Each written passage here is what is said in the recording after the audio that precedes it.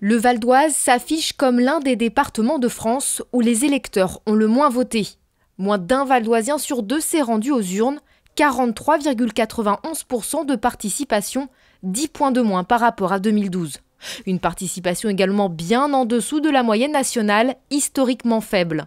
L'autre caractéristique de ce scrutin, l'ampleur du raz-de-marée de La République En Marche. Sur les 9 candidats investis, tous arrivent en tête dans le département. Et les premiers à en faire les frais sont les députés sortants. Symbole de la Bérésina socialiste, l'élimination de Dominique Lefebvre dans la 10e circonscription.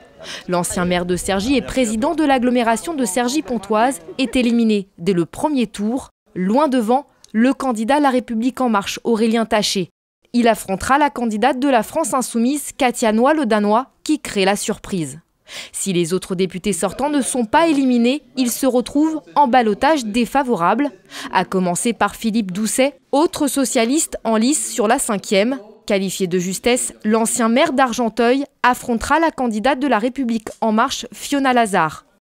Du côté des députés sortants, les Républicains, Jérôme Chartier sur la 7e se retrouve lui aussi en difficulté.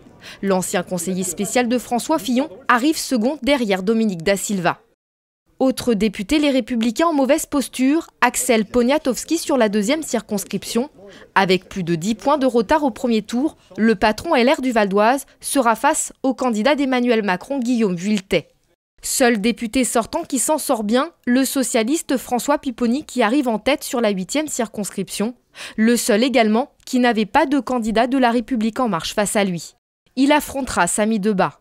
Comme la gauche, la droite aussi est à la dérive. Sur la 6e, Lux Triano doit se contenter de la seconde place, loin derrière la candidate MoDem investie par La République En Marche, Nathalie Elimas.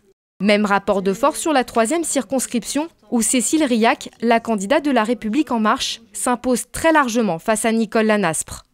Sur la première, le candidat LR Antoine Savignat arrive loin derrière également la candidate de La République En Marche, Isabelle Muller-Coix. Enfin, sur la 9e circonscription, là encore, Zivka Park vire en tête. Derrière, la seconde place s'est jouée à rien entre Michael Salah, chef de file du FN 95, et Anthony Arciro.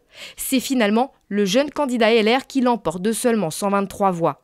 Le FN sera le grand absent au second tour de ces élections législatives qui aura lieu dimanche 18 juin.